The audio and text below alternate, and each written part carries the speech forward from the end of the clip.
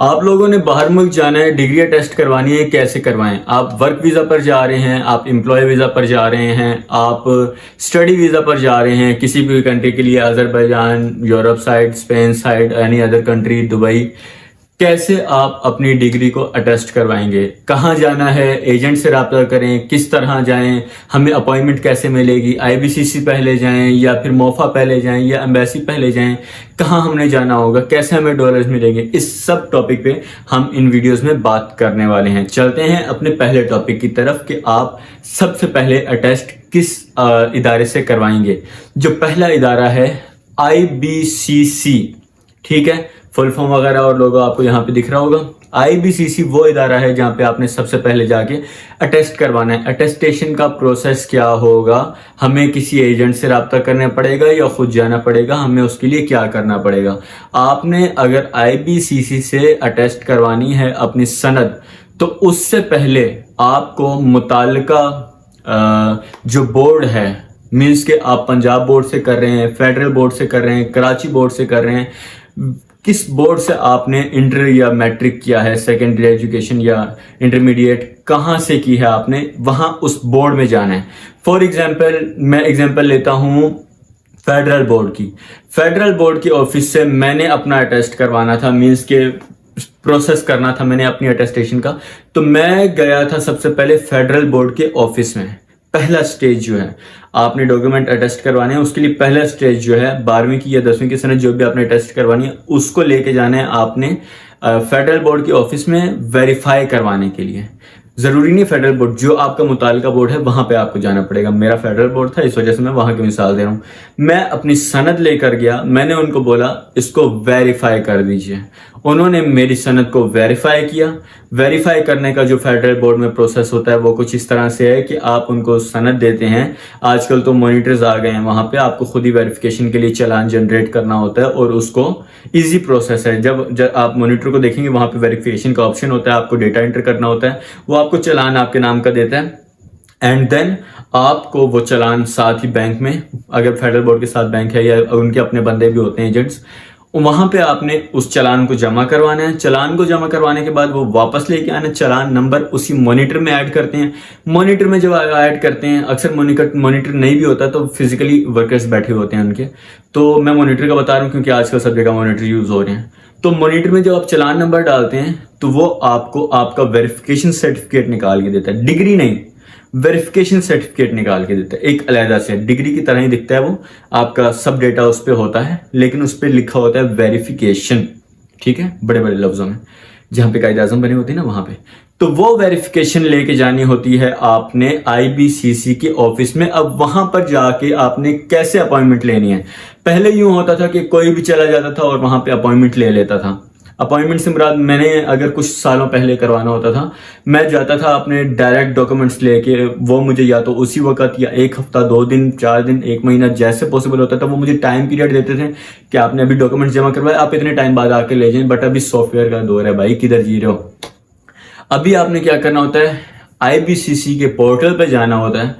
PC पे आपने IBCC की वेबसाइट को लिखना है। जस्ट गूगल पे आईबीसीसी लिखेंगे आप तो वो वेबसाइट आपके सामने टॉप पे ओपन हो जाएगी। उसको ओपन करना है, साइन अप लॉगिन करना है, वहां पे अपना अकाउंट बनाना है और अकाउंट आपने अपने रियल नेम के साथ बनाना है। अकाउंट बनाने के बाद वहां पे सारी डिटेल्स देनी है अपनी, जो भी वो मांगेंगे, एड्रेस या फिर आपका मोबाइल नंबर, आपका आईडी कार्ड नंबर। वहां पे आता है कि आपने कौन कौन से डॉक्यूमेंट्स अटेस्ट करवाने हैं, ठीक है। आप जब वो पोर्टल पर जाके अपना अकाउंट बना रहे होंगे, अकाउंट के बाद सेट अपॉइंटमेंट का ऑप्शन आता है। अपॉइंटमेंट पे क्लिक करते हैं, वहां पे लिखा होता है कौन कौन से डॉक्यूमेंट अटेस्ट करवाने हैं।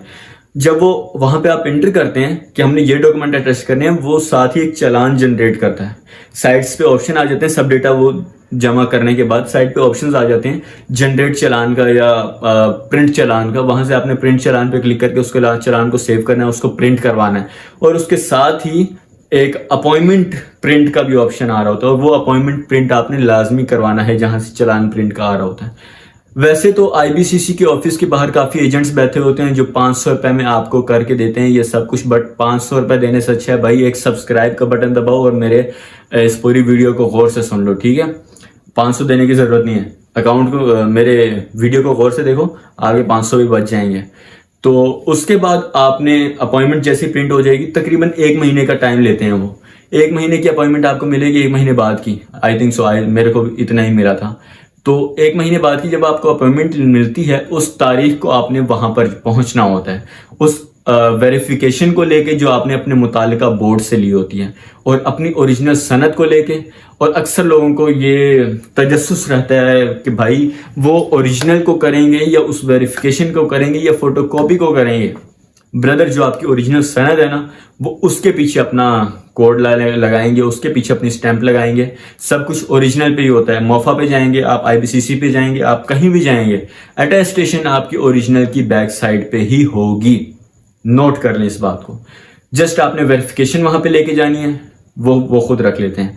साथ आपने एक ID कार्ड की कॉपी लेके जानी है, एहतियातन अपने असनाद की कॉपी भी लेके जानी है जो आपने अटेस्ट करवाना है। अगर आपने मैट्रिक की करवानी है सिर्फ, तो मैट्रिक की लेके जाएंगे, और उस वक्त अपॉइंटमेंट के टाइम पे आपने मैट्रिक को ही इंटर करना है। अगर आपने इंटर की करनी है तो वहां पे अपॉइंटमेंट के टाइम पे आपने इंटर को इंटर करना है।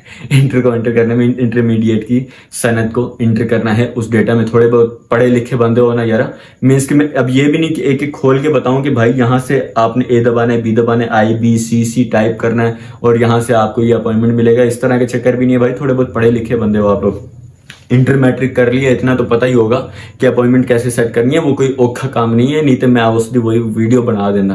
पंजाबी मेरी कमजोर है, मगर तुम लोगों को पंजाबी सॉरी फॉर दैट। तो ब्रदर, हम कहाँ थे जब आप वहां चले जाएंगे अपॉइंटमेंट लेके। आपने एक वेरिफिकेशन जो बोर्ड से ली थी, ID कार्ड की कॉपी, और जो अपॉइंटमेंट प्रिंट था जो शुरू में मैंने बताया, वो प्रिंट आपने लेके जाना है। और साथ ही मैं बता रहा था, एहतियातन आप उस सनद की कॉपी भी रख लें अपने साथ, ठीक है। जिस दिन आपकी अपॉइंटमेंट होगी उसी दिन आप जाके सुबह जमा करवाएंगे और उसी दिन आपको वापस मिल। मैं तो 9-10 बजे आराम से गया था और तकरीबन मुझे 3 बजे मेरा वेरिफिकेशन वापस मिल गया था। मैं घर चला गया था और 3 बजे गया और 3 बजे मैंने वो रिसीव कर लिया।